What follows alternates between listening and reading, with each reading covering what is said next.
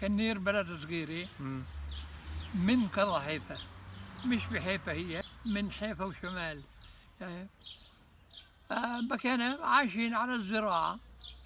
أبوي بكى يزرع الأرض، قمح، شعير، ذرة، من جميعه، وعايشين إحنا كلياتنا على الزراعة.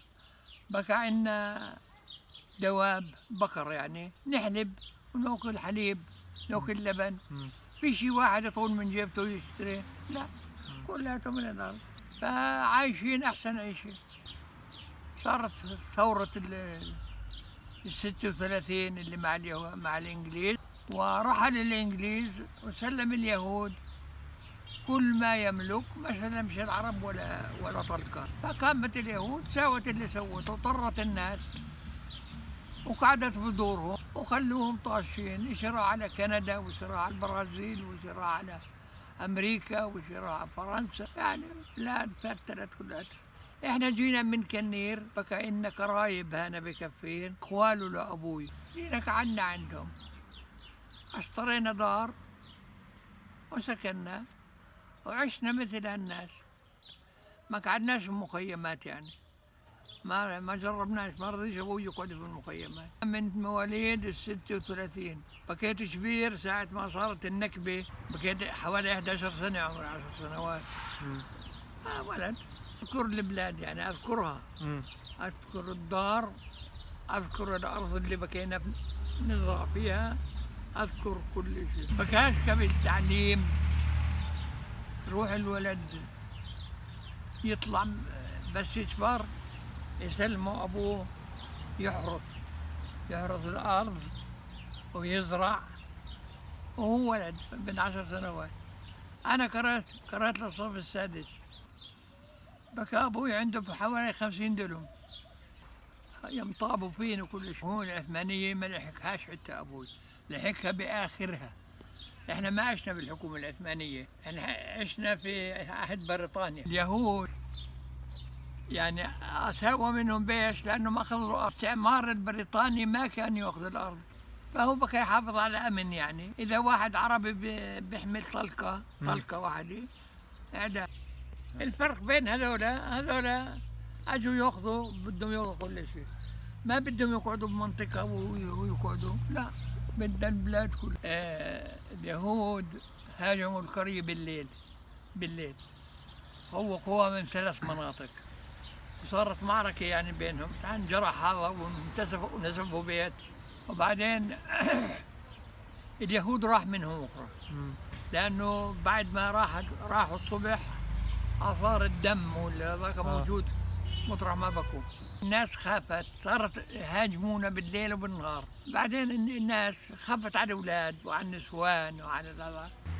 احنا جينا من هناك عكفين. ليش؟ لأنه أخوال أبوي موجودين هنا، قاعد عندهم، كل واحد راح عند جماعته، واحد بيعرف ناس، واحد وين ما بيعرف واحد راح يلزق فيه. وفي ناس قعدوا تحت الشجر في برطعة، قعدوا هناك ناس كثير، عندهم مش قرايب ولا عندهم حدا، قعدوا تحت الأشجار. أجوا ناس من الشمال وعاشوا بكهفين، في بد اسمه بد زركي، بد دار عمار، بقوا عايشين فيهن. البد شو البد؟ كهف كبير وفي أحجار مشان الزيتون درسوا، فهذا قعدوا فيه الناس. في بيت شعر بيقول: إن الغريب معذب أبدا، إن حل لم ينعم، يعني إن قعد ما بنبسط، وإن ضعنا حتى ولو رحل ما حدا قايل له لا خليك روح وين ما بدك. هذول نازية أشطر. واحد ضرب حجر على دبابة، شو بده يسوي بالدبابة؟ What is your question for your... No questions. Yes, make question, yes.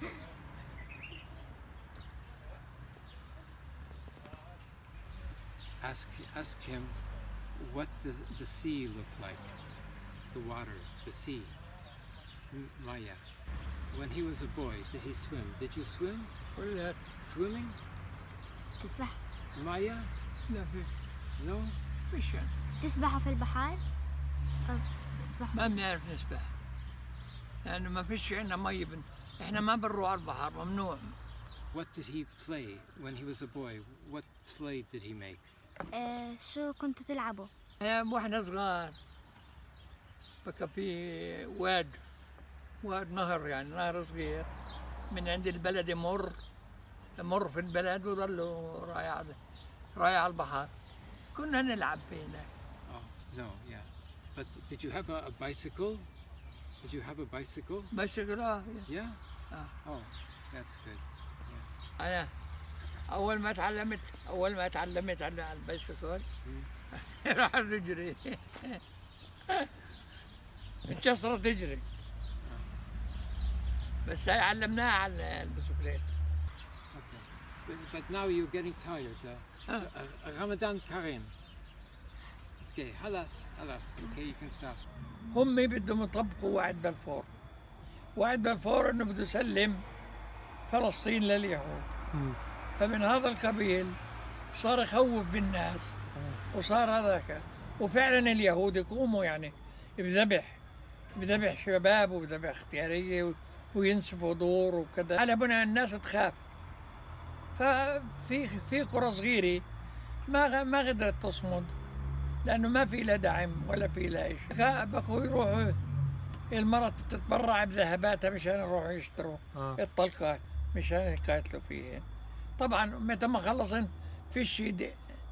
فيش دعم لهم، والناس يعني ملت خلص من الدعاية اللي يسمعوها، صاروا يقولوا ارحلوا في الراديو، ارحلوا هذاك ل 15 ايار بتيجي الدول العربية وبترجعوا. هذا مشان الناس، مو فيش واحد طلع وبرجع، فيش كلها دعاية من بريطانيا مشان وعد بلفور. الإذاعة البريطانية كانت هي الإذاعة الوحيدة اللي سمعتها.